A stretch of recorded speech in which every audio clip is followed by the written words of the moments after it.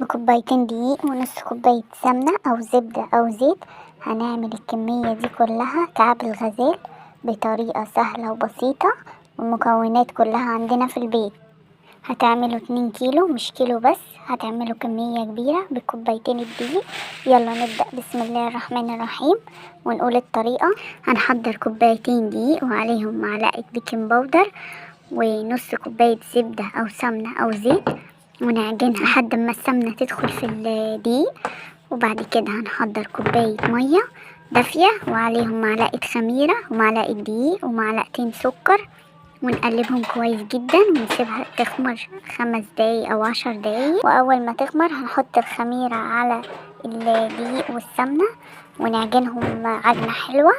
أهم حاجة نعجن كتير عشان نلاقي نتيجة، وهنغطيها ونسيبها تخمر.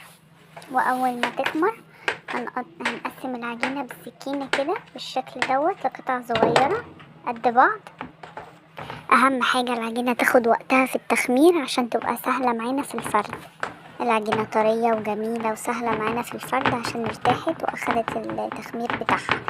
هنفرد معانا بالشكل دوت، هنحط نقطة زيت ونفرد، هتتفرد معانا بسهولة. انا هنا هحشيها عجوة، ممكن تحشوها ملبن او شوكولاتة او اي حشو انتوا حابينه. هحضر طاسة على النار واحط فيها معلقة سمنة وهحمر العجوة، اديها تقليبة كده بتدي السمنة البلدي بجد طعم حلو اوي في العجوة وريحتها تحفة. وهديها تقليبة كده على النار تتشوح وتطرى معانا، وهحطها كده في العجينة وهلفها بايدينا بالشكل دوت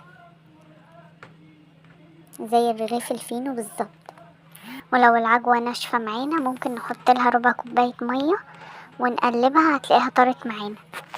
هنقفلها كويس جدا عشان الحشو ما يطلعش برا، ونلفها بالشكل دوت زي الرغيف الفينو عشان تطلع معانا بشكل حلو. هنلفها كده بايدينا،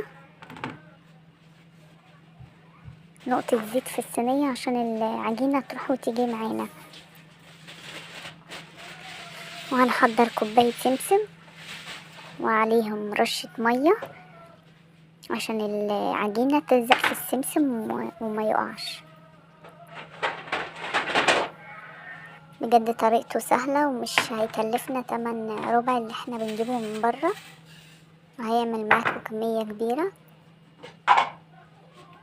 وهناخد العجينة اللي قفلناها بالعجوة وهنقصها كده بالمقص او بالسكينة بالشكل ده، اقسمها على 2 عشان اعرف الفها في السمسم. هي لو معاكم صغيرة ممكن تلفوها على طول في السمسم، انا عشان طويلة عملتها طويلة قطعتها بالمقص بالشكل ده بالسكينة. وهلفها كده في السمسم، حطيت رشة مية عشان يلزق معانا بالشكل ده. وهجيب المقص واقطعهم لقطع متساوية. لو وصلتم لحد هنا ما تنسوش تصلوا على النبي. اللهم صل وسلم وبارك على سيدنا محمد وعلى آله وصحبه أجمعين. هنقص العجينة لقطع متساوية بالشكل ده، لو انتوا حابينه اكبر من كده انتوا تقدروا تتحكموا فيها المقاس اللي انتوا عايزينه. انا حبيته المقاس دوت، وهلفه كده بايديا عشان السمسم يثبت في العجينة بالشكل ده. وهرصهم في صينية مدهونة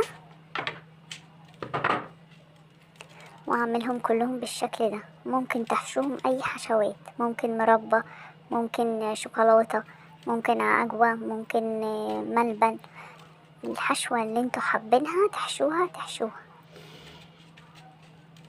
هلفهم كلهم بالشكل دوت